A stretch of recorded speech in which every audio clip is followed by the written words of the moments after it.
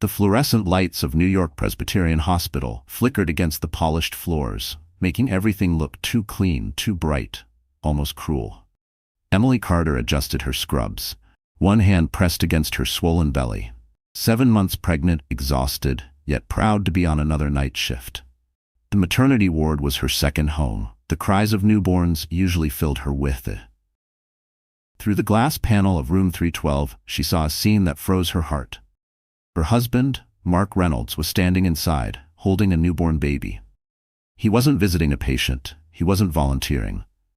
Lauren Pierce, the woman he'd said was just a coworker, lay on the bed, pale but smiling, her hand resting gently over Mark's. The hospital bracelet around her wrist gleamed under the harsh light, and next to it another identical band wrapped around the baby's tiny arm. Mother and child, it read. Emily's breath caught. For a moment, she thought her vision blurred from exhaustion, but no, she was wide awake. The man she trusted, the father of her unborn child, was now cradling another woman's baby like it was his firstborn.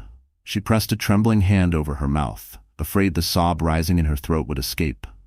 Her world shrank to the sound of Mark's low voice, soft, proud, intimate, the same tone he used when he first felt their daughter kick. Dr. Grace Miller, her friend and senior on duty, noticed her standing frozen in the hallway. "Emily? You okay?" Grace's voice broke through the fog, but Emily couldn't answer. Her eyes were glued to the scene behind the glass. Mark leaned down and kissed Lauren's forehead. That single gesture shattered whatever denial Emily had left. The stainless steel walls of the maternity wing reflected her ghost-like face back at her. She turned and staggered into the empty corridor, the rhythmic beep of monitors following her like a cruel heartbeat. In the locker room, she sat on the cold bench, pulling off her ID badge with trembling fingers. Her phone buzzed. Mark's name lit up the screen. She stared at it for a long second before turning it face down. The sound of newborn cries echoed through the hall, twisting the knife deeper. "Not here," she whispered to herself. "Not anymore." Outside, rain hammered the city. The kind of rain that blurs everything. Buildings, headlights, memories. Emily threw her things into a tote, zipped her jacket over her belly, and walked out through the staff entrance. On Fifth Avenue, a yellow cab stopped beside her. She climbed in, water dripping from her hair onto the seat. The driver looked at her in the mirror, worried. "You all right, ma'am?" She managed a weak smile. "Just drive north." The city lights shimmered through the raindrops on the window. Manhattan, the place where her love story began, now watching her leave like a silent witness. Her iPhone buzzed again. She opened one last message from Mark. "Don't overreact, I can explain." Emily typed back slowly, "You already did." Then she powered off her phone. The cab merged into traffic, heading toward the Hudson River bridges. Emily pressed her hand over her belly, feeling her baby move. For the first time, she wasn't thinking of Mark. She was thinking of survival. The rain grew heavier, the skyline fading behind her.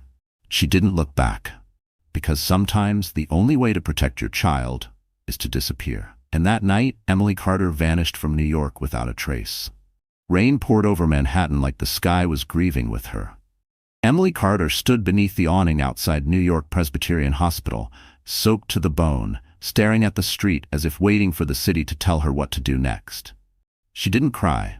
The tears were there, buried deep, but she'd used up every ounce of emotion she had.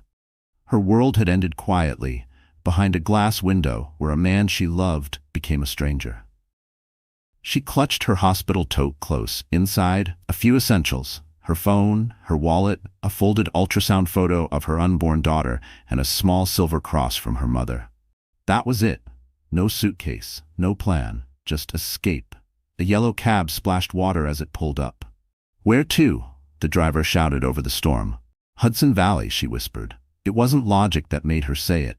It was instinct. Somewhere far from the city, far from Mark, far from that room where his mistress cradled the child that should have been hers.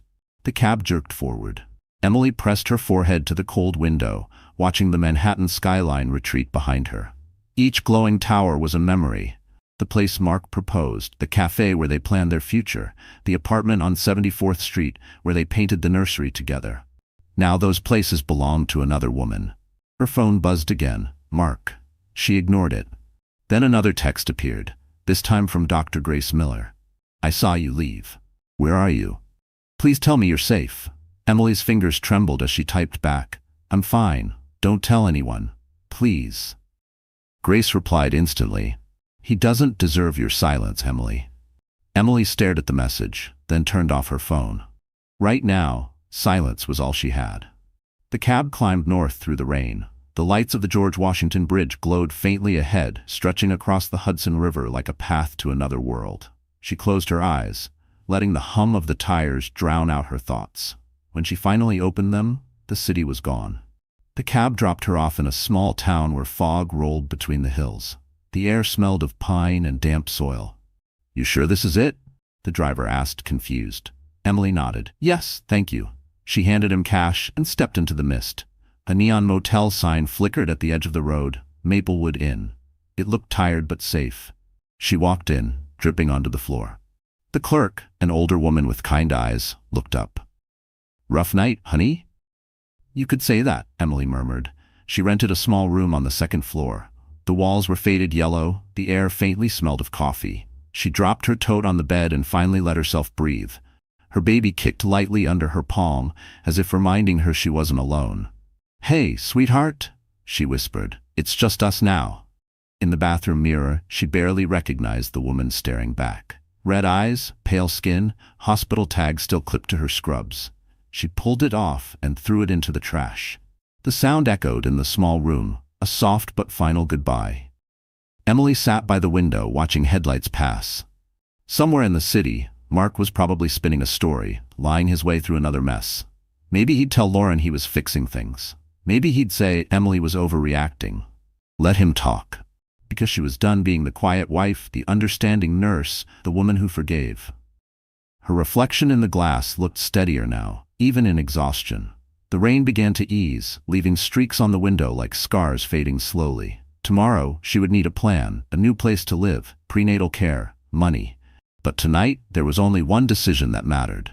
She picked up her phone, opened her contacts, and deleted his number. Mark Reynolds no longer existed in her world. Outside, thunder rumbled one last time, then silence. Emily turned off the lamp, lay down, and placed both hands over her belly. I promise, she whispered, no one will ever hurt you the way he hurt me. And as the storm faded, so did the last trace of the woman she used to be. Morning sunlight crept through the thin motel curtains, washing the room in pale gold. Emily Carter opened her eyes to silence, the kind of silence that felt heavy but safe. For the first time in months, no hospital alarms, no patients calling, no Mark. Just her and the steady rhythm of her unborn daughter's heartbeat inside her. The motel clock blinked 8:12 a.m. She sat up slowly, stretching her sore back. Every muscle ached from exhaustion and tension, but she felt a strange calm. The rain had stopped. Outside, a soft mist curled around the trees. She showered, changed into a sweater and jeans, and checked out of the Maplewood Inn. The woman at the desk smiled. Heading somewhere better, honey? I hope so, Emily said, offering a small smile. She walked down the quiet street until she reached a little cafe with a chalkboard sign. The Rusty Spoon, coffee, pies, and Wi-Fi. Inside, the smell of fresh pastries wrapped around her like comfort. She ordered a decaf latte and blueberry muffin, sitting near the window. A newspaper lay folded on the next table. The headline hit her like a whisper of the life she'd left behind. Tech firm executive Mark Reynolds expands business division. She stared at the smiling photo of her husband, the man who'd betrayed her, posing in front of his Manhattan office tower. The article mentioned his longtime colleague Lauren Pierce, calling them a power couple in business innovation. Her stomach churned. She turned the paper face down. That's when her phone buzzed with a single message from an unknown number. Are you okay? It was Dr. Grace Miller. Emily hadn't expected her to reach out again. She typed back carefully, I'm safe. Don't tell anyone where I am. A moment later, Grace replied, That's all I needed to know. Take your vitamins. And remember, you're not alone. Emily exhaled shakily. Those words meant more than she could admit. She spent the next few days exploring the small Hudson Valley town. She rented a modest studio above a florist shop, with peeling paint and a view of the river. The rent was cheap, and the landlord, Mrs. Davenport, didn't ask many questions. Emily found a part-time job assisting at a local health clinic, Nothing fancy, just sorting charts and restocking supplies. Each night, she came home exhausted but grateful. The quiet town slowly began to heal her. She started journaling again, filling notebook pages with thoughts she never dared speak aloud. Day 5, she wrote, "The baby kicked when I smelled apple pie. Maybe she already loves sweetness." Sometimes she'd walk by the farmer's market, touching her belly and imagining a future without lies. She bought secondhand baby clothes, a tiny yellow onesie, a soft blanket embroidered with stars. But even peace had shadows. One afternoon, while returning from the clinic, she noticed a black Mercedes parked near her building. Its tinted windows made her chest tighten. For a moment, panic surged. Had Mark found her? But when she looked again, the car was gone. That night, she double-checked the locks twice and slept with the bedside lamp on. The next morning, she forced herself to breathe, to focus. She went to the local library and borrowed books about parenting, trauma recovery, and one titled Atomic Habits. She underlined a passage that struck her deeply. Small steps, repeated daily, rebuild even the most broken lives. So she made her first small step routine. Breakfast at 7, prenatal yoga from YouTube, work at 9, journaling before bed. Slowly, her body and mind began to synchronize again. Every so often, she'd dream of the city lights, of Fifth Avenue, of the Plaza Hotel, of Mark's hand brushing against hers. But those memories were fading, like echoes underwater. Then one night, while folding baby clothes, her phone lit up with a voicemail alert. Her heart skipped. She pressed play. Mark's voice poured through the speaker, low and urgent.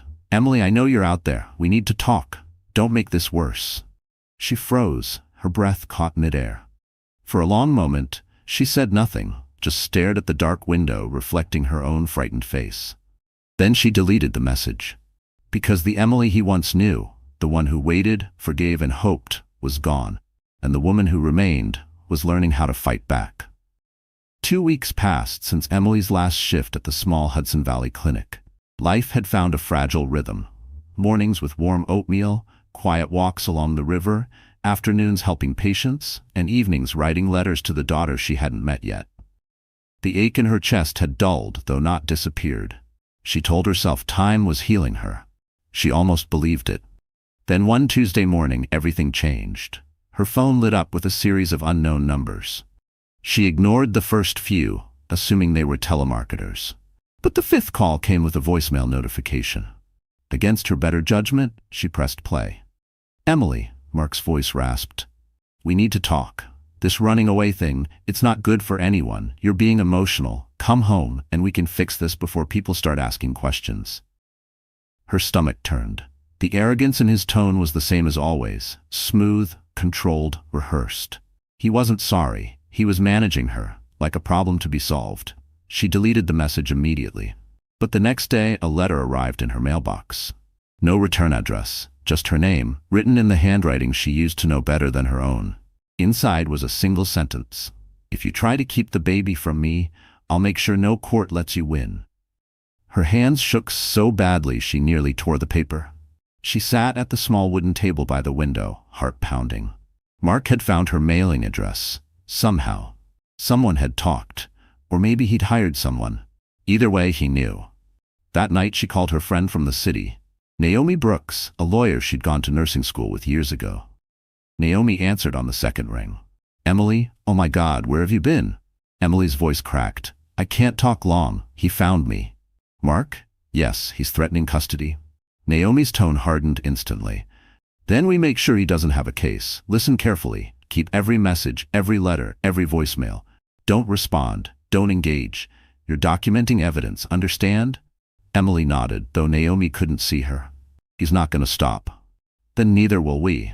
The next day, Naomi emailed her a detailed list of steps: secure bank accounts, freeze joint cards, change passwords, and create a digital folder with every trace of Mark's harassment. Emily printed it and pinned it above her desk.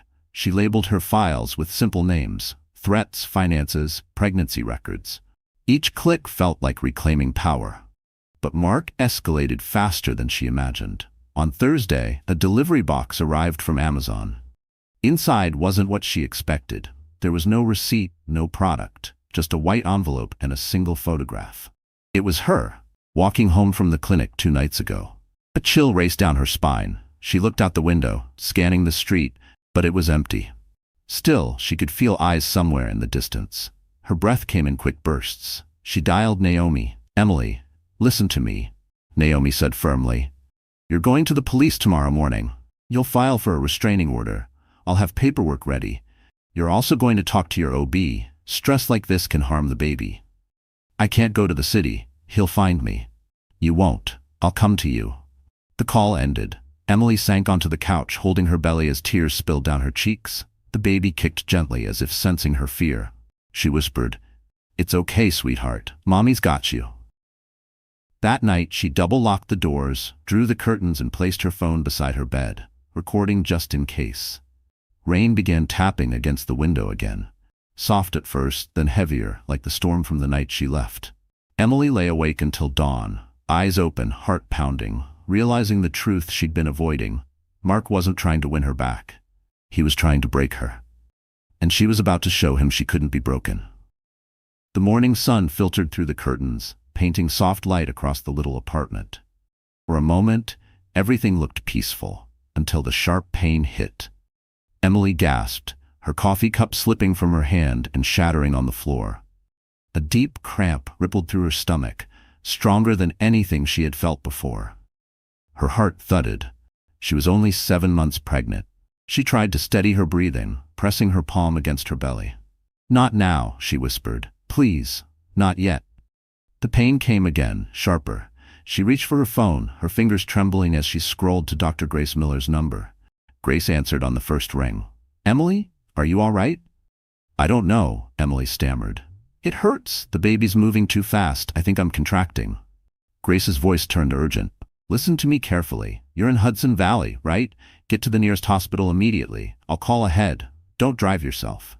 Emily nodded, though Grace couldn't see. She grabbed her coat, stuffed her prenatal folder into her tote, and called a taxi. By the time the car arrived, her legs felt weak.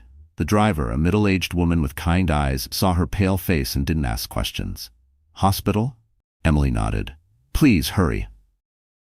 The 20-minute ride felt endless. She gripped the seat, eyes squeezed shut, whispering to the baby inside her. "Hold on, Lily, just hold on."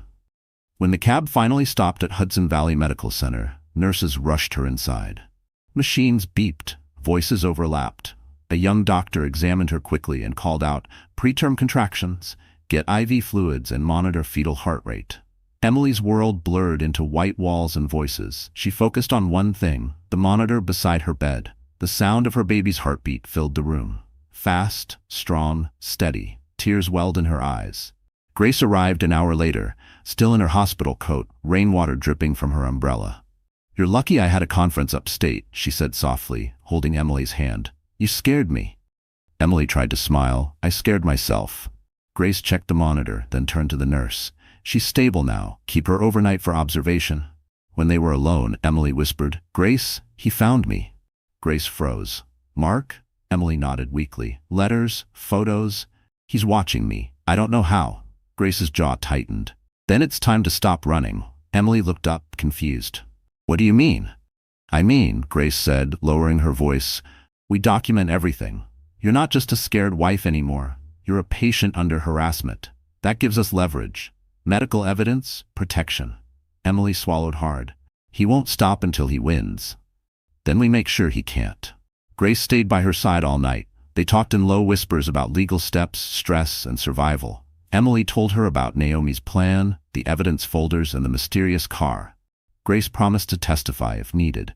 At 3 a.m., the storm outside intensified, lightning flashing through the window. Emily woke suddenly to another sharp pain. "Grace, something's wrong." Grace rushed to her, checking the monitors. "Your body's reacting to the stress. You need rest, not fear." She adjusted the IV and sat beside her, holding her hand until the pain faded. In the dim hospital light, Emily realized something profound. Fear had kept her alive this long, but courage would be the thing that saved her child. By sunrise, her contractions had eased. Grace smiled wearily. "You and Lily are fighters." Emily managed a faint laugh. "She gets it from me." Grace squeezed her hand. "Then promise me something. No more facing this alone. We'll make sure he never touches you again." Emily looked out the window. The rain had stopped and sunlight broke through the clouds. For the first time, She believed it, because survival wasn't enough anymore. It was time to take back control. The week after her hospital scare, Emily Carter moved more carefully. Every motion, every breath reminded her how close she'd come to losing everything. Dr. Grace Miller insisted she stay on partial bed rest, but Emily's mind couldn't rest. Fear had turned into focus. If Mark wanted a war, she would give him one, but she would fight smart. On Monday morning, she called Naomi Brooks again. The lawyer's voice came through firm and crisp. Good timing. I've already started a file under your maiden name. He won't trace it. Emily's pulse quickened. What do we do first? Naomi didn't hesitate. We build a legal wall around you and your child. You'll separate finances, secure digital traces, and log every threat. Think of it as creating armor. They met the next day in a quiet corner booth of a small cafe off Main Street. Emily wore an oversized hoodie, hood up, eyes hidden behind sunglasses. Naomi arrived in a navy trench coat, her laptop tucked under one arm. She looked like calm authority personified. Okay, Naomi said, flipping open her MacBook Pro. Let's start with financial control. You'll need a new checking account, under your name only, at a local bank. I'll send you the documents. Emily nodded, scribbling notes in her small leather notebook. Second, Naomi continued, Mark's messages, don't delete them. I'll subpoena his phone records later. Every word he sends you becomes a weapon we can use. Emily glanced out the window, feeling both fear and strength twined together. He sent a photo of me walking home. He's following me. Naomi's expression hardened. Then we're escalating. That's stalking. We can file for a restraining order, but we'll need verification. Timestamps, proof of delivery. Do you still have the envelope? Yes. Perfect. Keep it sealed. Fingerprints might matter. The waitress came by, refilling their mugs. Naomi leaned closer, lowering her voice. I also want you to write everything down. Every contact since you left New York. Memory fades, paper doesn't. Emily smiled faintly. You sound like Grace. Smart woman, Naomi said. She's got your medical records locked, right? If stress affected your pregnancy, that's more evidence. Courts care about the mother's safety. Emily nodded slowly, realizing how different this fight would be. Not emotional. Strategic, controlled. As they left the cafe, Naomi handed her a sleek black pen. Mont Blanc, she said with a small grin. A gift from my mentor. Keep it. You're gonna sign your freedom with it. Emily turned the pen in her fingers, its weight steady and cool. Thank you. That night, back in her apartment, Emily set up folders across her dining table. She labeled each one with calm precision. Threats, financial, medical, proof of presence, Mark's lies. Her small lamp cast a warm glow over the papers, transforming fear into order. Grace stopped by around 8, bringing soup and vitamins. You look better, she said softly. I'm planning my counterattack, Emily replied, managing a smile. Grace nodded approvingly. Good. Remember, documentation wins wars. Hours later, as Emily filed another screenshot, her phone buzzed again. Unknown number. She hesitated, then hit record before answering. Mark's voice oozed through the line. You think hiding in that little town makes you safe? You're mine, Emily. You and the baby. Her chest tightened, but she kept her voice even. This call is being recorded. A pause. Then the line went dead. Emily saved the recording under storm2.mp3. When she finally crawled into bed, exhaustion settled over her, but it was different this time. Not the helpless kind. This was the weight of purpose. She whispered to her belly, we're building something he can't destroy. The wind rustled through the trees outside, gentle, almost approving. And somewhere deep inside, Emily felt a spark ignite, the kind of strength that doesn't shout but endures. Because the law wasn't just protection anymore. It was her revenge. The hospital rooms smelled faintly of disinfectant and rain. Outside, thunder rolled across the Hudson Valley, shaking the windows. Emily Carter lay on the bed, clutching the side rail as another contraction tore through her body. Sweat slicked her forehead. She was 34 weeks too early, too fragile, but her daughter had chosen her own time. Dr. Grace Miller stood beside her, calm but firm. You're doing beautifully, Emily. Just breathe through it. We've got you. Emily gritted her teeth, gasping. She's coming too soon. Grace shook her head. She's strong. You're both strong. We'll take care of her. Nurses moved around them in quiet precision, adjusting monitors and IVs. The beeping rhythm of the fetal heart monitor filled the air, steady and fast. Emily focused on that sound. It was the one thing anchoring her in the storm. Hours blurred together in pain and light. She remembered gripping Grace's hand, remembered crying out for her mother, remembered whispering her baby's name through tears. "Come on, Lily," she pleaded. "Come on, sweetheart. We're almost there." Then, a final push, a sharp cry. The sound split the air and broke something open inside her. Grace lifted a tiny, wriggling bundle and placed her on Emily's chest. "She's here." Emily looked down at her daughter, small, pink, furious at the world, and felt her heart stop. She laughed and sobbed all at once, whispering, "Hi, Lily, it's Mommy." The baby's fingers curled around her thumb, impossibly small yet determined. Emily's world shrank to that single touch. For the first time since she'd left New York, she wasn't afraid. Grace smiled softly. 7 pounds even. She's going to be fine. Tears slid down Emily's cheeks. "Thank you." "Don't thank me," Grace said gently. "You did this. You kept her safe." Later that night, after Lily was settled in the nursery, Emily sat in her hospital bed holding her phone. The glow of the screen lit her tired face. She opened the photo app and took a picture. Lily sleeping peacefully, her tiny fist resting against her cheek. Then she texted her mother in Ohio for the first time in months. "She's here. Her name is Lily. We're okay." Within minutes, her mother replied, "I'm proud of you. Come home when you can." Emily smiled weakly, then opened Instagram out of habit and froze. Mark's latest post filled the screen, a photo of him in a suit, holding a drink, smiling beside Lauren Pierce. The caption read, "Family first, blessed beyond words." Her hands trembled. 100 comments poured in. "Congratulations," heart emojis. "What a beautiful couple." The world believed his lie. Grace entered quietly, noticing the expression on Emily's face. "Don't look at that," she said softly. "He gets to post happiness," Emily whispered, voice shaking. "While I hide." Grace walked closer, her tone firm. "Not for long. You're not going to hide forever." Emily nodded slowly. She wiped her eyes and took another picture, this one of her hand holding Lily's. It wasn't glamorous, it wasn't posed, but it was real. She saved it to her phone without posting it. "One day," she murmured, "when the truth is ready." The next morning, Naomi called. "I heard from Grace. Congratulations, Mama." Emily laughed softly. "I can't believe she's real." "She is, and she's your strength now," Naomi said. "Also, I filed the preliminary protection order. Mark's officially on notice." Relief washed over Emily like warm sunlight. "Thank you, Naomi, for everything." "Don't thank me yet," Naomi warned. "This is just the beginning. The minute he realizes he can't control you, he'll lose control himself." After the call, Emily held Lily close, inhaling the sweet scent of her skin. The baby shifted slightly, opening sleepy eyes that mirrored Emily's own. She whispered, "You and me, Lily. We're going to build a world where no one lies to us again." Outside, the storm had passed, leaving a pink sunrise over the Hudson River.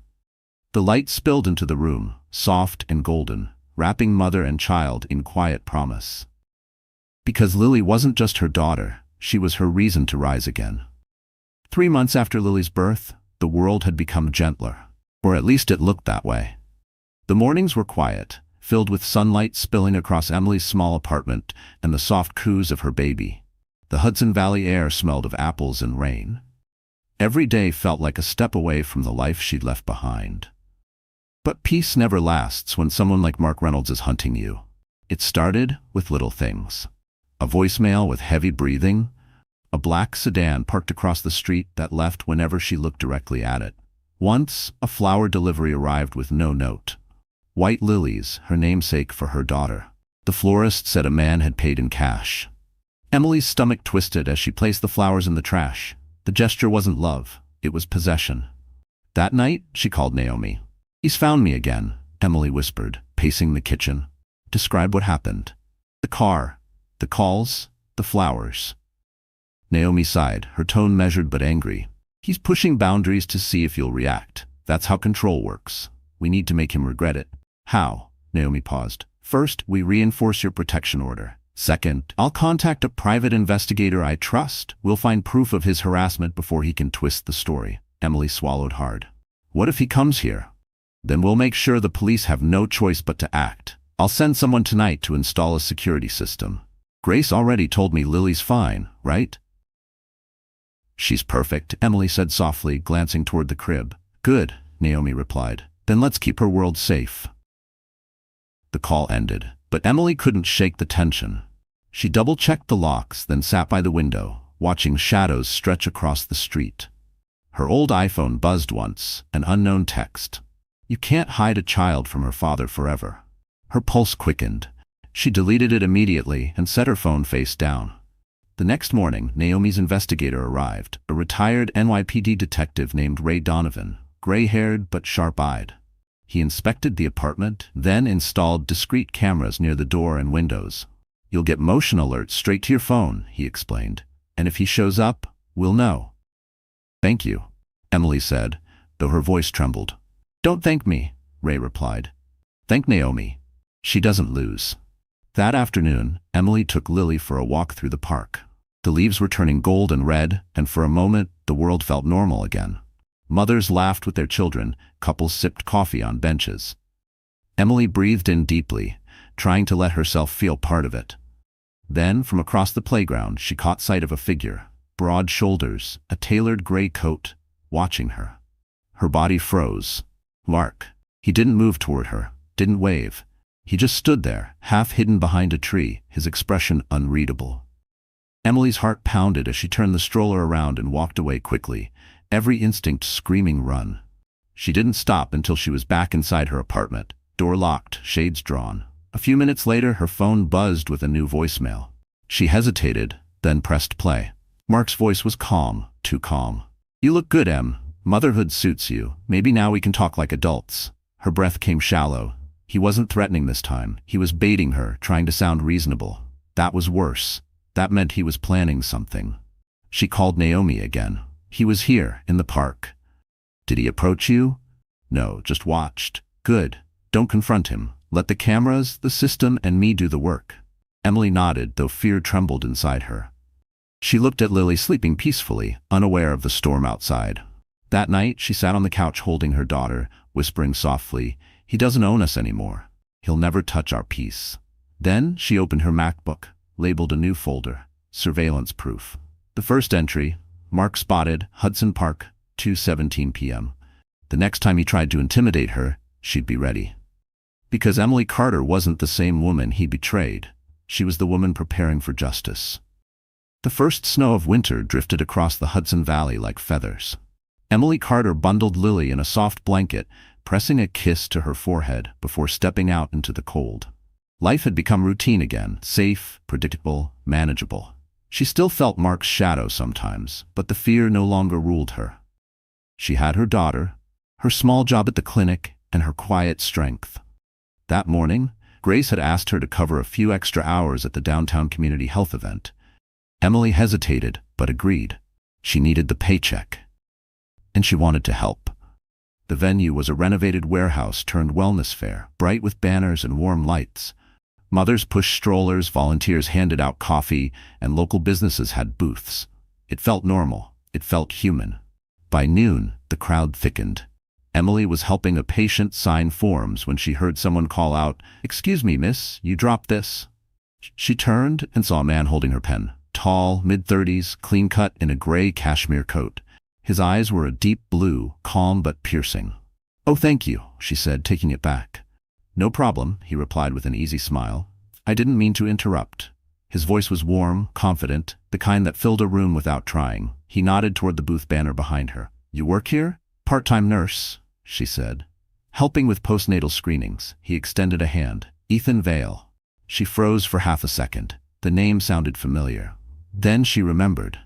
Vale Tech, a tech company based in Manhattan. She'd seen him once on a magazine cover when she was still married to Mark, a billionaire entrepreneur known for staying out of scandals. She shook his hand politely.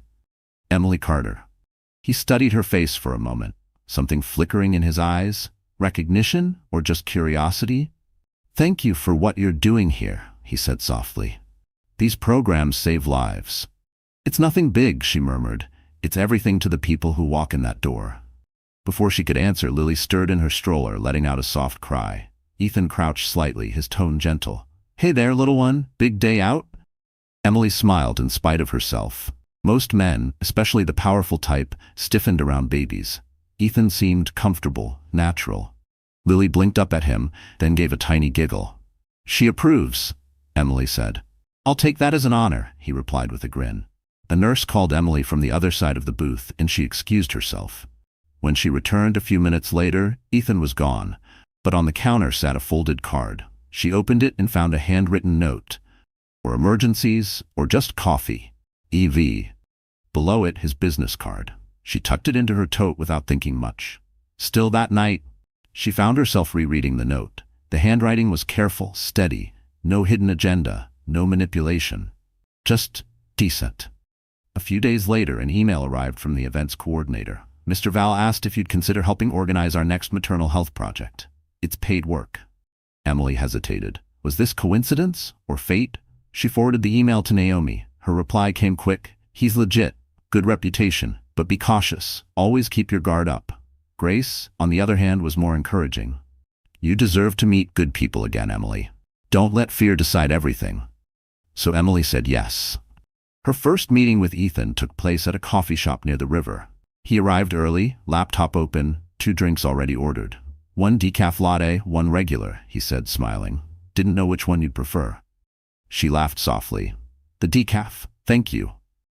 They talked about healthcare access, small-town systems, and his plans to fund mobile clinics. He listened when she spoke, really listened. No interruptions, no arrogance. When she left, her cheeks hurt from smiling. And for the first time since her life had fallen apart, Emily felt something she hadn't dared to feel in months. Hope. Because sometimes the people who walk into your life unexpectedly are the ones who help you rebuild it. The next few weeks passed in quiet rhythm, almost too peaceful to be real.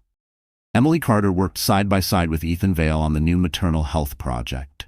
His world was sleek, meetings, numbers, quiet power, and hers was raw and human. Mothers, infants, and stories. Somehow, they met in the middle.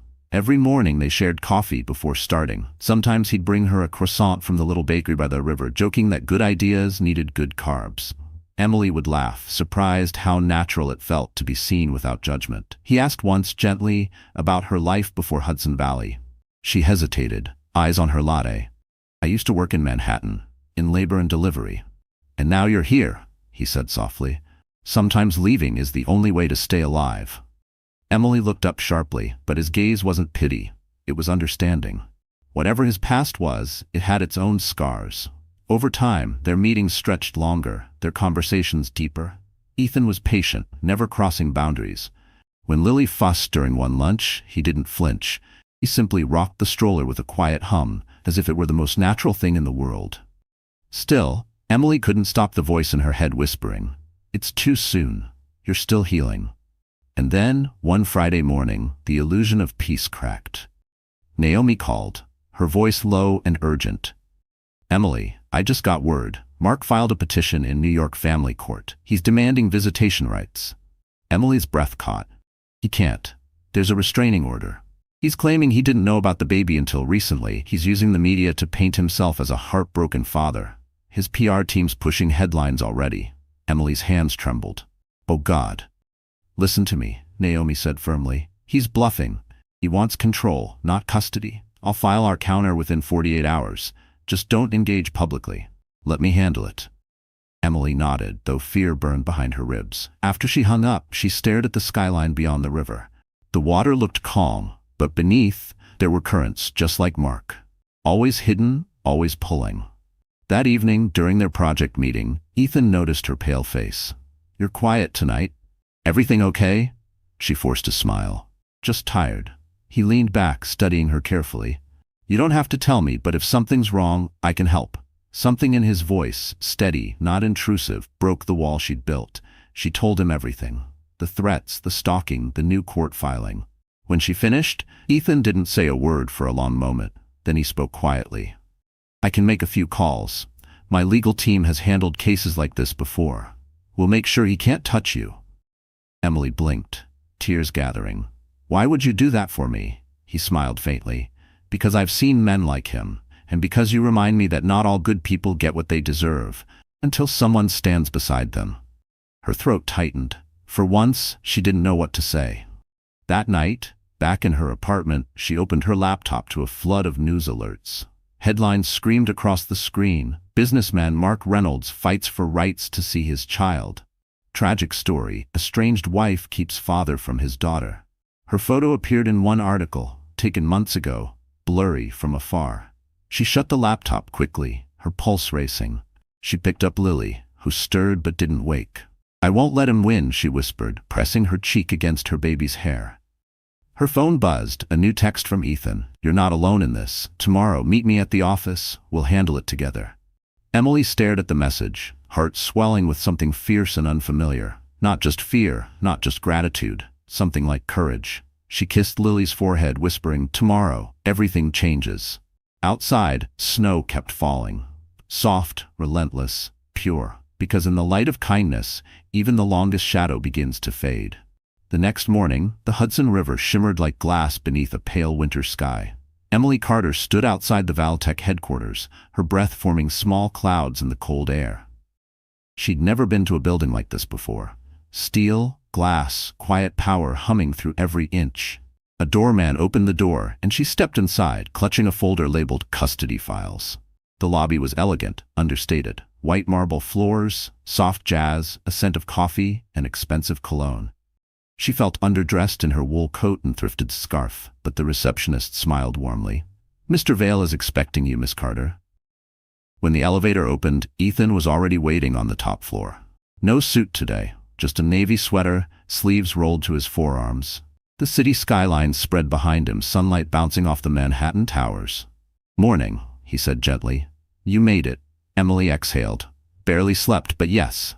He gestured toward a conference table, where two people waited, a woman in a black blazer and a man with silver-rimmed glasses. "This is Clara Jensen, my corporate counsel, and Daniel Reyes, a family law specialist. Both are here for you."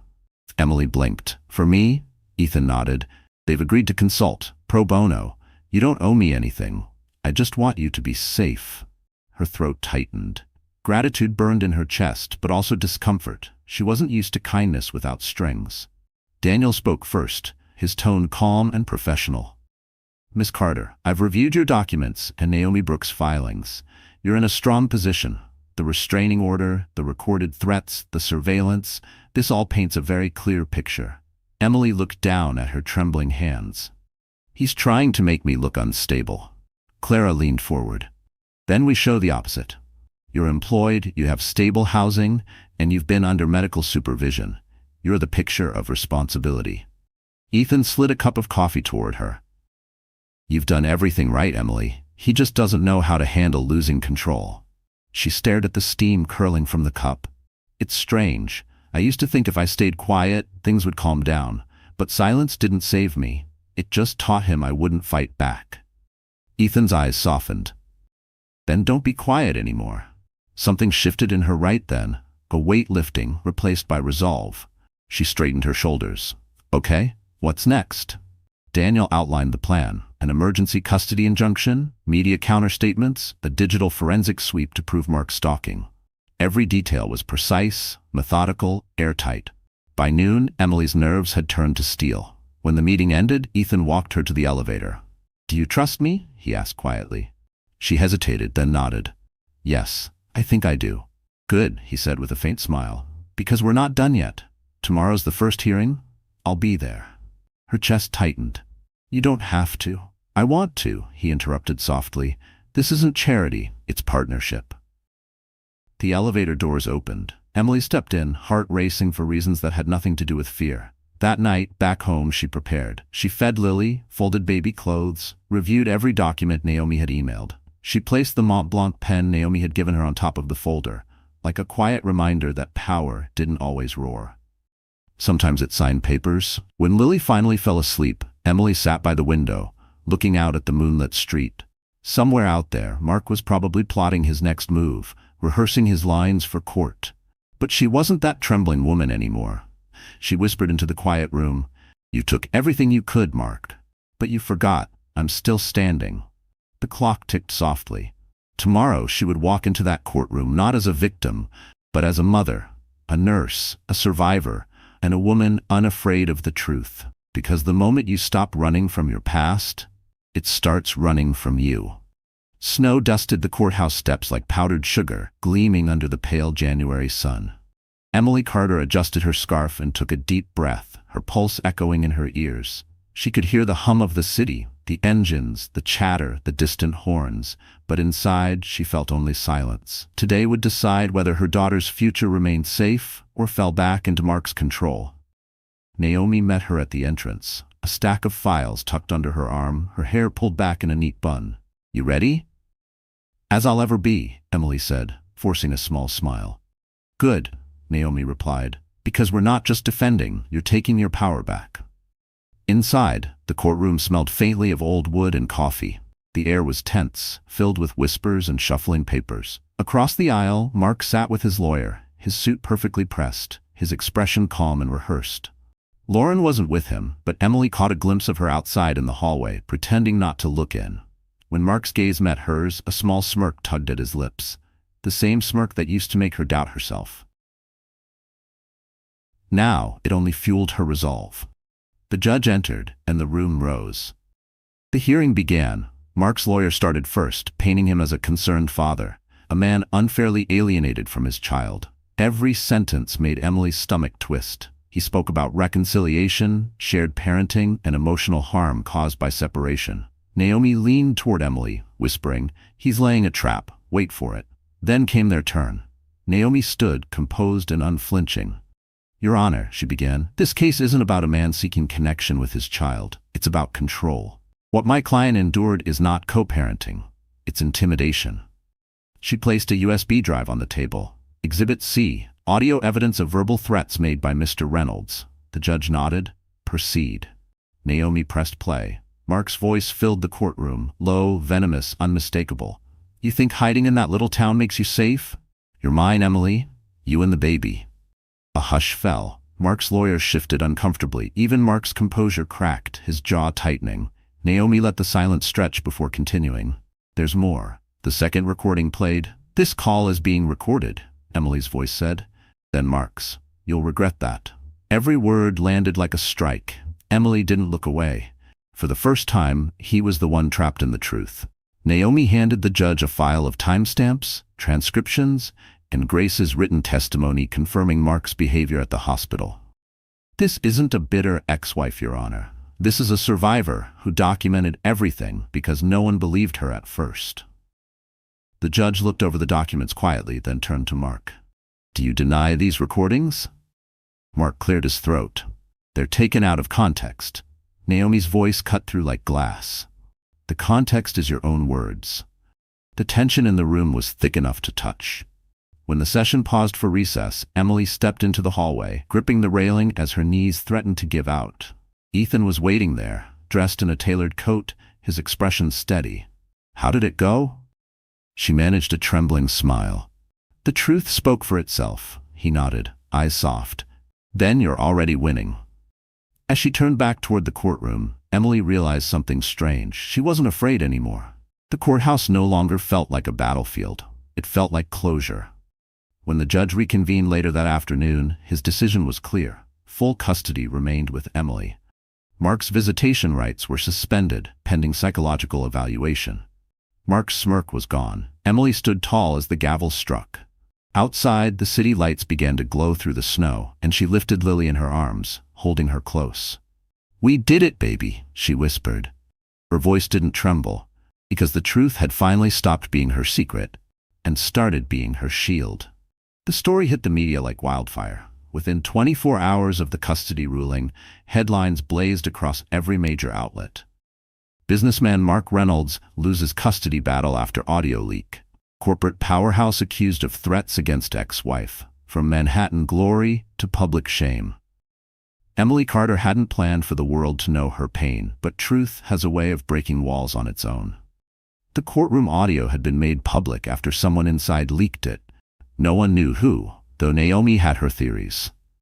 Mark's reputation, once polished like glass, was now cracking under the weight of his own words. Emily sat in her apartment, the morning light filtering through the curtains as the news anchor's voice played from the TV. Sources close to the Reynolds family confirm that the former executive is under internal investigation for misconduct.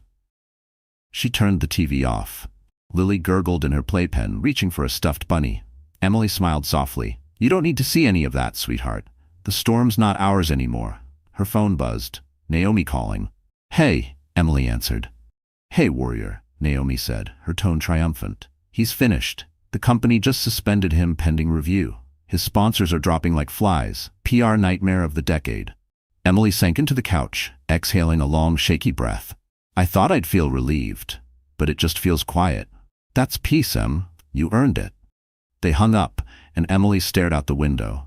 Snow was melting, leaving rivulets of water running down the glass like the world was finally rinsing itself clean. By noon, her inbox overflowed with messages. Journalists, advocacy groups, even old nursing colleagues reaching out to say they believed her. But Emily didn't respond. She didn't want fame. She wanted freedom. That evening, she met Grace for dinner at a small Italian restaurant tucked between two bookstores. Grace looked proud, her eyes soft behind her glasses. "You did what so many can't," she said, sipping her wine. "You faced him and didn't break." "I had people who wouldn't let me," Emily said quietly. Grace smiled. "You built your own armor." As they talked, the waiter stopped by their table.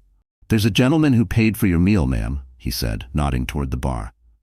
Emily turned and saw Ethan Vale leaning casually against the counter, his coat draped over his arm, his expression unreadable but kind.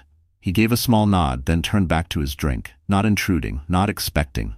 Grace smirked. "He's good for you, you know." Emily blushed. "He's just been there." "Exactly." Later that night, when she stepped outside, Ethan was waiting by the door. Snowflakes dusted his shoulders like glitter. "You didn't have to pay," she said softly. "I know," he replied. "But you've paid enough for everything else." They walked together along the quiet street, their breath visible in the cold. "The press is relentless," she murmured. "Every time I open my phone, it's my name beside his." He looked at her gently. "That'll pass. What stays is what you built from it." She stopped, facing him. "I didn't build anything. I just survived." Ethan shook his head. "Surviving is the foundation of everything. You rebuilt yourself from ashes, Emily? That's more powerful than you think." A silence stretched between them, comfortable and full of something unspoken. Then he said quietly, "There's a charity gala next month at the plaza. My company's sponsoring it. Come, no press, no spotlight. Just a night where you can remember what joy feels like." She hesitated, then smiled. "I'll think about it." As he drove away, Emily looked up at the night sky, stars faint but visible above the city glow. She thought about the woman she used to be, the one who cried in a hospital hallway, who ran through the rain with nothing but fear and faith. That woman was gone. What remained was someone stronger, quieter, and unbreakably whole. Because while his empire was collapsing, she was just beginning to rise. A thin layer of snow covered Manhattan like powdered glass, glittering under the early morning sun. Emily Carter stood outside Naomi's downtown law office, clutching her folder of notes. Tomorrow was the official deposition, the first time she would face Mark again since the court ruling. Naomi called it a formality, but Emily knew better. Mark wouldn't go quietly. He never did. Inside, the conference room smelled faintly of coffee and printer ink. Naomi sat at the head of the table, sleeves rolled up, her laptop open to a digital file labeled Case Prep Final. Across from her sat Dr. Grace Miller, ready with supporting medical testimony. On the corner, a small camera was set up for practice recording. Naomi gestured toward it. "Today's not the fight, today's the rehearsal. You'll be ready for every trick he tries." Emily exhaled, her nerves buzzing. "Let's do it." Grace gave her a reassuring nod. "You've already lived the hard part, Emily. This is just telling the truth." Naomi clicked the recorder. "All right, first question." Her tone shifted, firm and prosecutorial. "Mrs. Carter, why did you deny the father visitation rights?" Emily straightened in her chair, forcing calm into her voice. "Because he threatened me repeatedly. Because I feared for my child's safety." "Do you have proof?" Naomi pressed. "Yes, voicemails, text messages, and surveillance footage that show him following me." "Good," Naomi said, pausing the recorder. "Now again, but this time, slower. You're not defending yourself, you're describing reality. Let the weight of his actions carry themselves." Emily repeated the answer, her tone steady, her breathing even. Grace smiled. Perfect, clear and strong. They spent hours rehearsing every possible question. Mark's lawyer would try to twist her words, provoke her emotions, paint her as bitter. Naomi played the role flawlessly, alternating between empathy and attack, until Emily no longer flinched. Finally, Naomi leaned back, satisfied. That's enough for today. Emily rubbed her temples. I don't think I've ever been this tired without moving. That's emotional labor, Grace said with a grin. It burns calories, I promise. They all laughed, a brief, honest sound that cut through the tension. As they packed up, Naomi's phone buzzed. She glanced at the screen, her face tightening. Well, speak of the devil. Emily froze. Naomi nodded, reading the message aloud. See you tomorrow. Hope you're ready to tell your side of the fairy tale. Grace muttered under her breath. He's still performing. Naomi deleted the message. Ignore it. He's baiting you, trying to rattle your confidence. Don't give him that satisfaction. Emily nodded slowly. He's not going to break me again.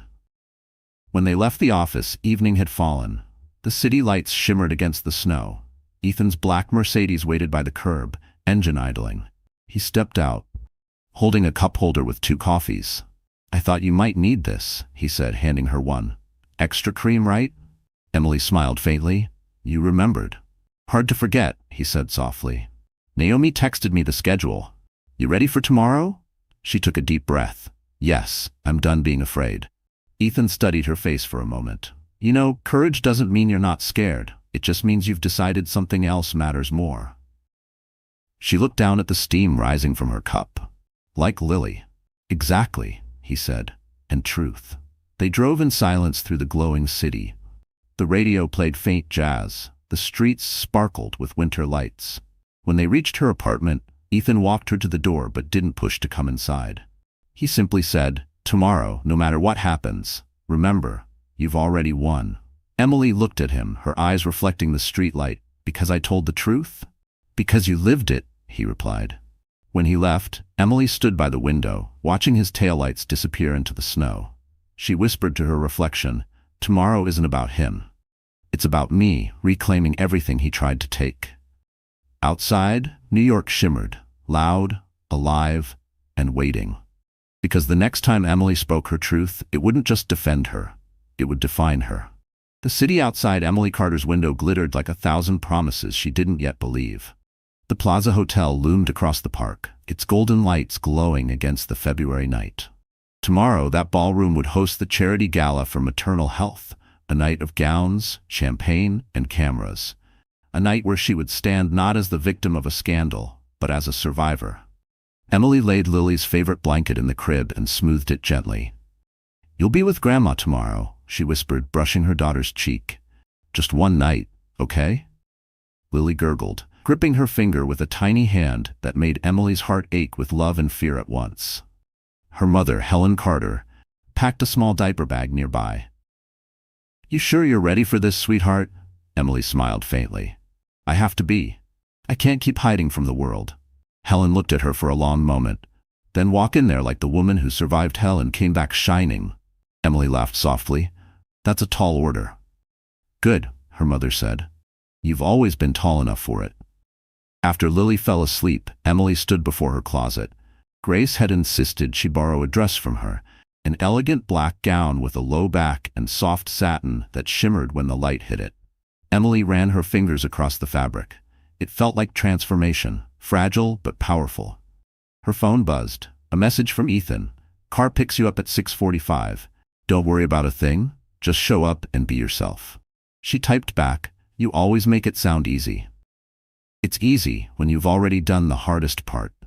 For the next hour, she reviewed the event details Naomi had emailed. Tomorrow wasn't just a celebration, it was an opportunity. The foundation was partnering with Valitech to fund community health programs, and Emily's story, though she'd never planned it, had become a symbol of resilience. She'd been asked to speak briefly, 5 minutes on courage, motherhood, and rebuilding. 5 minutes that could rewrite how the world remembered her. But beneath the nerves and the excitement, there was a flicker of unease. Mark hadn't been heard from since the deposition. No calls, no messages, no sightings. Naomi believed he'd gone silent out of shame. Ethan suspected he was regrouping.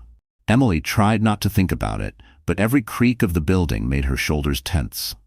Around midnight, she brewed chamomile tea and sat by the window. Snowflakes drifted across Central Park, soft and endless. Her reflection in the glass looked different now. Older, yes, but also steadier. She opened her journal, the same one she'd kept since escaping Manhattan, and wrote, February 14th, tomorrow I face the city again. I used to think survival was the end of the story, but maybe it's just the first chapter of living. A gentle knock startled her. When she opened the door, Naomi stood there in her coat, holding a folder. You're still awake, Emily said, surprised. Couldn't sleep, Naomi replied. I just wanted to drop this off, press notes and security clearance. Ethan's team has everything locked down. Security? Emily frowned. Naomi nodded. Standard for high-profile events, but also, she hesitated. Just a precaution. Mark's quiet, but quiet men can still be dangerous. Emily's stomach tightened. You think he'll show up? Naomi's gaze was steady.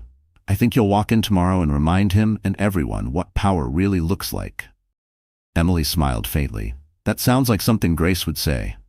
She already did, Naomi replied, grinning. I just stole it. They laughed softly. When Naomi left, Emily closed the door, feeling something settle inside her, calm, unshakable. She glanced once more at Lily, sleeping peacefully, and whispered, You gave me my reason, baby girl. Tomorrow, I'll give you your legacy. Outside, the city lights seemed to bow before the dawn to come. Because before the world could celebrate her victory, Emily Carter had to face it head-on, with grace, truth, and fire. The next evening, the city glimmered like a constellation come to life. Limousines lined the front of the Plaza Hotel, their headlights reflecting off the wet pavement as guests in gowns and tuxedos streamed inside. The grand chandelier spilled gold light across the marble floors, and photographers' flashes danced like fireworks. Emily Carter stepped from her car, heart hammering beneath the elegant black satin gown Grace had lent her. Her hair was swept into a soft chignon, a silver pendant resting above her collarbone, her mother's gift. The cold February air kissed her bare shoulders, but for the first time in years, she didn't shiver. She stood taller, calmer, ready. Ethan was waiting near the entrance, a classic black tuxedo fitted perfectly to his frame. When he saw her, he paused mid-sentence, stunned for a heartbeat before smiling. You clean up better than anyone I've ever met. She laughed softly. That's your polite way of saying you didn't expect me to look like I belong here. I didn't say that, he replied, eyes warm. But you do. As they entered the ballroom, the sound of violins swelled. Crystal glasses clinked and servers floated by with trays of champagne. Emily's senses buzzed, the scent of perfume, the soft hum of polite conversation, the shimmering skyline beyond the tall windows. Every part of this world once belonged to Mark. Now it was hers to walk through freely. Naomi and Grace were already at a table near the stage, waving her over. Grace grinned. Look at you, Emily Carter, the phoenix of Fifth Avenue. Emily rolled her eyes but smiled. Please don't call me that. Naomi leaned in. Too late, the press is already calling you the woman who stood up to power. You're trending again, but this time for the right reason. Before Emily could respond, the host's voice echoed from the microphone. Ladies and gentlemen, tonight we honor the courage and compassion of those who make our communities safer for mothers and children. Please welcome our keynote speaker, Miss Emily Carter. Applause rippled across the room. Emily froze for half a second, her throat tightening. Ethan whispered, Go remind them why they're here. She climbed the steps to the stage. The lights were blinding at first, but then she found her rhythm. I'm not a CEO, she began. I'm not a politician or a celebrity. I'm just a nurse, a mother, and someone who once believed that silence could protect me. The room quieted. For years I thought strength meant enduring pain quietly, but I learned that true strength is standing up, even when your voice shakes. It's protecting what you love when the world tells you you're overreacting. She paused, scanning the audience. Tonight isn't about me, it's about every woman who thought she had to stay small to survive. I did once, but I don't anymore. The applause started softly, then grew louder, spreading across the ballroom like thunder. Ethan stood at the edge of the stage, clapping, pride gleaming in his eyes. As she stepped down, a reporter near the back called out, Emily, any words for Mark Reynolds? The room went still. Cameras turned. Emily stopped, meeting the reporter's gaze without flinching. I wish him peace, she said simply, because I've already found mine. Flashbulbs erupted. The crowd erupted into applause again, but this time it wasn't polite. It was raw, emotional. Later, as the music resumed and champagne flowed, Ethan found her by the balcony overlooking Central Park. The night air was cool, and the city shimmered beneath them. "You handled that perfectly," he said quietly. She smiled. "For once, I didn't feel like I was surviving. I felt alive." He looked at her for a long moment. "That's the woman I saw the first day we met." She turned to the skyline, the reflection of city lights dancing in her eyes. "Then maybe she's finally back." Because tonight wasn't just a gala, it was Emily Carter's rebirth in the city that once broke her. The next morning, Manhattan woke up to a storm of headlines. Emily Carter's speech brings the plaza to tears. From betrayal to bravery, the night a mother reclaimed her voice. Ex-husband Mark Reynolds reportedly under federal investigation for fraud. Emily sat in her apartment with a mug of coffee, the TV muted, her baby playing on the rug beside her. It felt unreal. The entire country suddenly knowing her name, her story, her pain. She hadn't asked for fame, but truth had made her visible, and visibility was power. Her phone wouldn't stop buzzing. Dozens of calls, hundreds of messages. Grace had texted, "You broke the internet. I cried watching you." Naomi added, "Don't talk to any reporter without me." And Ethan, his message was simple. "Proud of you, always." Emily smiled, setting the phone down. For the first time, the noise didn't scare her. It couldn't touch her peace. But peace never lasted long when Mark Reynolds was involved.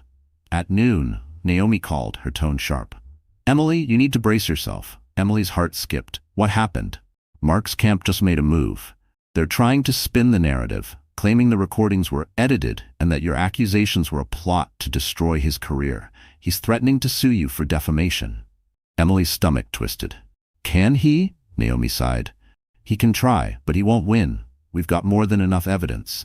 Still, it means more cameras, more scrutiny. You'll have to be careful." Emily rubbed her temples. "I thought this was over." "It's close," Naomi said. "But men like him, they don't stop until they lose everything." After the call, Emily looked out the window. Snow was melting on the city sidewalks, but the world below moved in chaos. Cars honking, people rushing, reporters swarming. Her face had been on every screen, her name on every feed. She wondered how someone who once felt invisible could now feel so exposed. That evening, there was a knock on her door. For a split second, fear froze her, but then she heard his voice. "It's me, Ethan." She opened the door. He stood there, coat dusted with snow, holding a brown envelope. "I didn't want to text this," he said softly. "You need to see it." Inside the envelope were printed screenshots, emails from Mark's company servers, forwarded anonymously to Naomi. Financial documents, wire transfers, falsified reports, evidence of embezzlement. Emily's eyes widened. "Where did this come from?" "Someone inside his company," Ethan said. "They sent it to me first knowing I'd protect you. Naomi already verified, it's real. He's been moving money offshore for years." Her hands trembled as she flipped through the pages. "This could destroy him completely." Ethan nodded. "And it will. But it's your choice. Naomi won't move unless you authorize it." Emily stared at the papers. For so long, revenge had been a temptation she'd buried beneath survival. Now justice was within reach, but it felt heavy, not sweet. "Do it," she said quietly. "Not for me, for every woman he's ever made feel powerless." Ethan's expression softened. "You sure?" "Yes. I'm done being afraid of what happens when the truth comes out," he nodded. "Then tomorrow, we end this." Later that night, Emily stood by Lily's crib, watching her daughter sleep. The city lights painted soft patterns across the walls. Somewhere out there, Mark was probably pacing, calling lawyers, trying to control a story that no longer belonged to him. She whispered, "You can't control light once it's escaped the dark." Her reflection in the window looked stronger than ever. No longer the woman who ran, but the one who returned. Tomorrow would bring another storm. But this time, she wouldn't hide. Because the truth was finally hers to wield. And she was done letting anyone twist it. The following week unfolded like the last act of a long, painful play. The city buzzed with rumors, headlines, and speculation about Mark Reynolds. Every network, every blog, every talk show had his name plastered across the screen. Federal agents investigate corporate fraud at Reynolds and Pierce. Audio evidence and leaked financials may lead to criminal charges. Emily Carter, the nurse who took down a giant. Emily Carter watched it all from her living room, her baby asleep against her chest. The news didn't thrill her, it just felt like balance finally tipping back to where it always should have been. The next morning, Naomi called. It's official. The Department of Justice is pressing charges. Wire fraud, embezzlement, falsifying corporate statements. He's facing prison, Emily. Emily's voice was quiet. And me? You're clear. The restraining order stays in effect, and your testimony is complete. They won't need you again. Emily exhaled, the weight in her chest slowly lifting. It's really over. Naomi's tone softened. It's over for him, but for you, it's just beginning. After the call, Emily stepped onto her balcony, the winter air sharp against her skin. For the first time in months, she could breathe deeply. The world outside looked new. By evening, her phone rang again. This time it was Grace. Turn on Channel 7. Emily grabbed the remote.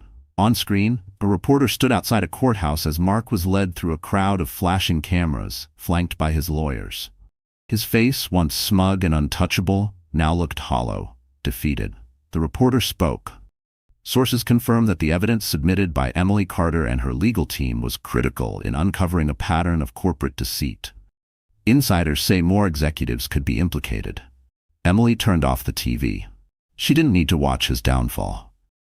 Seeing him stripped of his arrogance was enough. That night, Ethan stopped by with takeout and 2 cups of tea. He didn't say anything at first. He just handed her the food and sat quietly beside her. Big day, he said finally. Emily nodded. I should feel happy, but I don't. You don't have to, he said gently. You don't owe the world your joy right now. You owe yourself peace.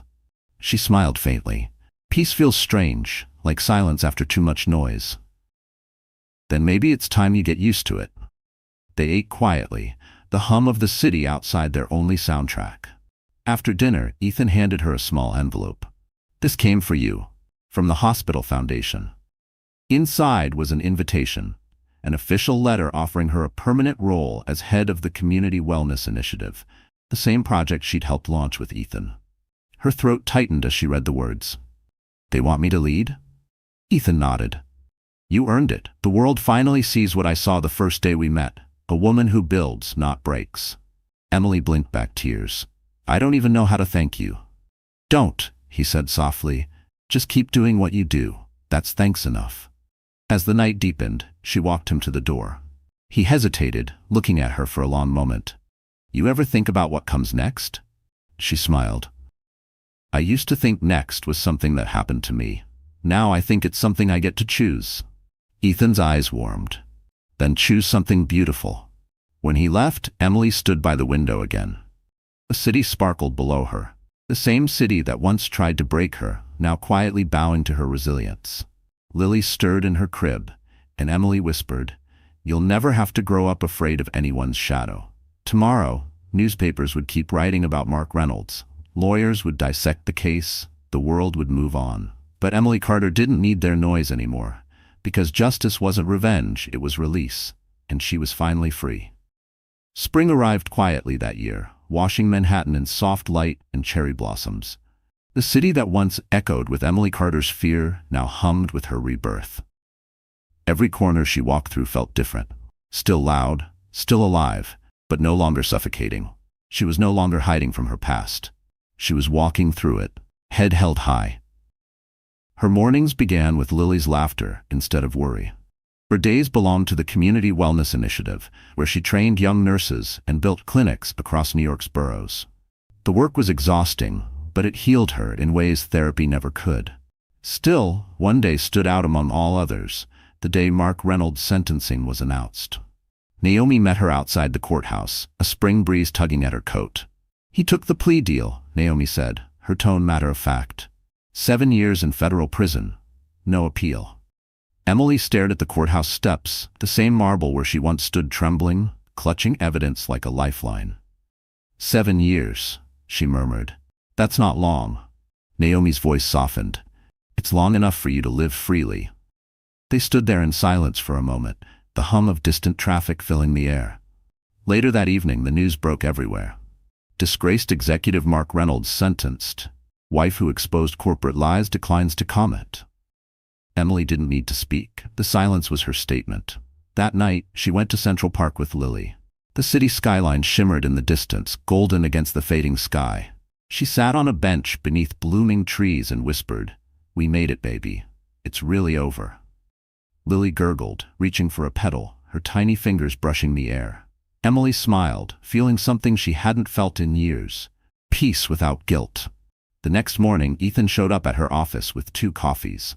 "Congratulations, Director Carter," he teased, setting one cup beside her stack of papers.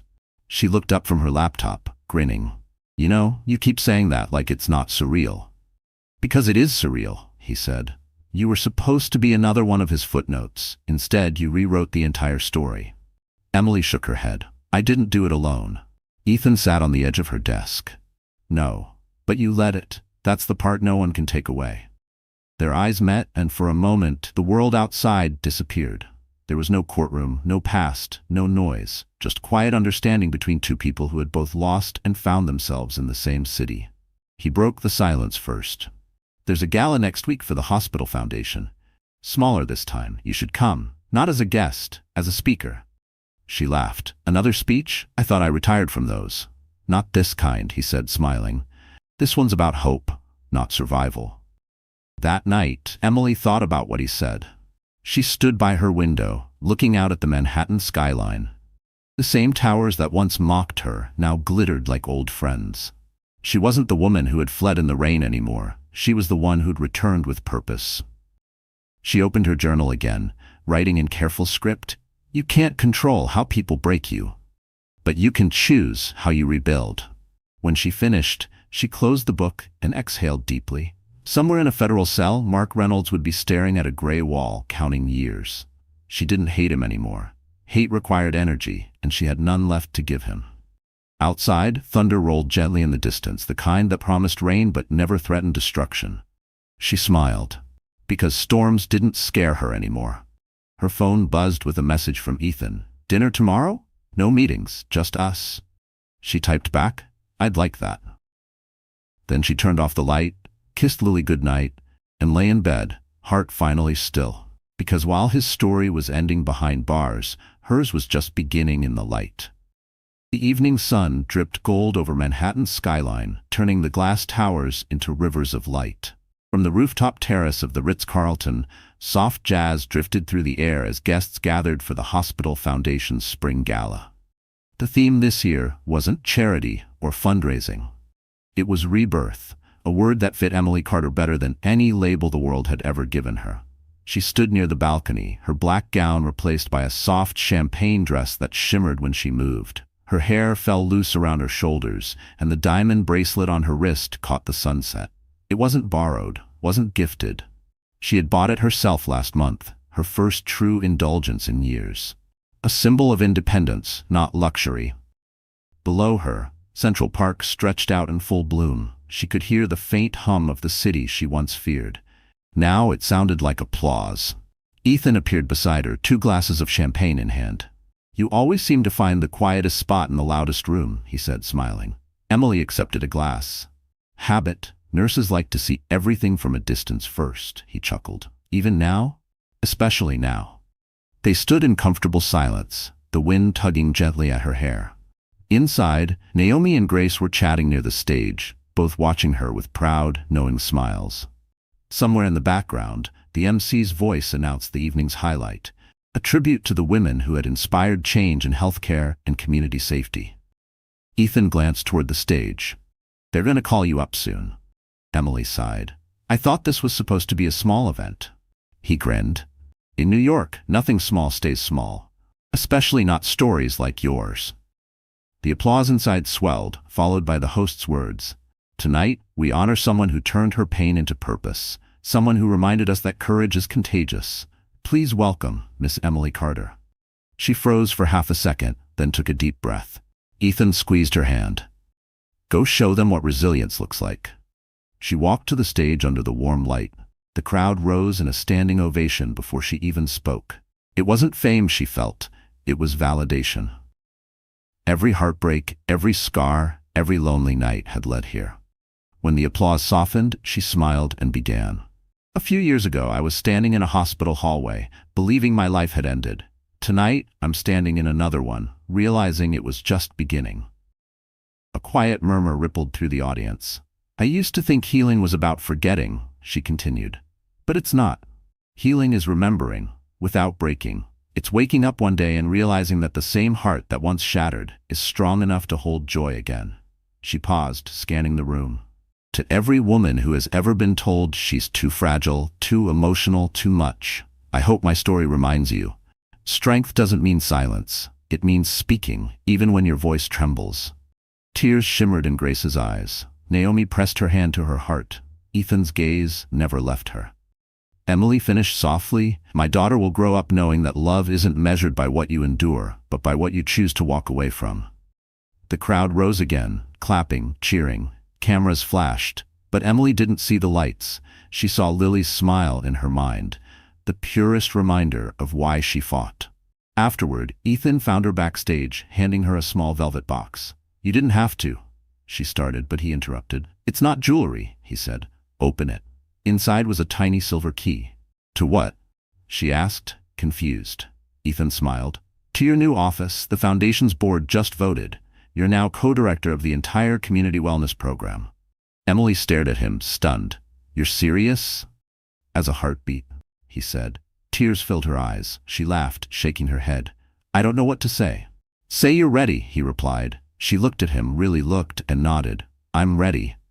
Outside, the city glowed, endless and alive. For the first time, it didn't feel like a place of loss. It felt like home. Because her story wasn't about the man who broke her. It was about the woman who rebuilt herself and found love waiting in the light. So, that's how Emily's story ends. Not with revenge, but with rebirth. And if you're still here, listening all the way to this moment, maybe something in her journey touched a part of your heart too. Because deep down, we've all had our own Mark Reynolds. A chapter that broke us, a storm that almost made us forget who we are. But like the Stoics once said, what stands in the way becomes the way. Pain isn't there to punish us, it's there to shape us. Marcus Aurelius wrote, "You have power over your mind, not outside events. Realize this, and you will find strength." That's exactly what Emily did. She stopped running from her pain and learned to build from it. So tonight, wherever you are, take a deep breath. Remember that you're still standing, and that's already victory. You are stronger than what tried to destroy you. If this story moved you even a little, hit that like. Share it with someone who needs to hear it, and subscribe to the channel, because we're building a space for stories that heal, that remind us. No darkness lasts forever when you choose to rise again. You're not alone. You never were.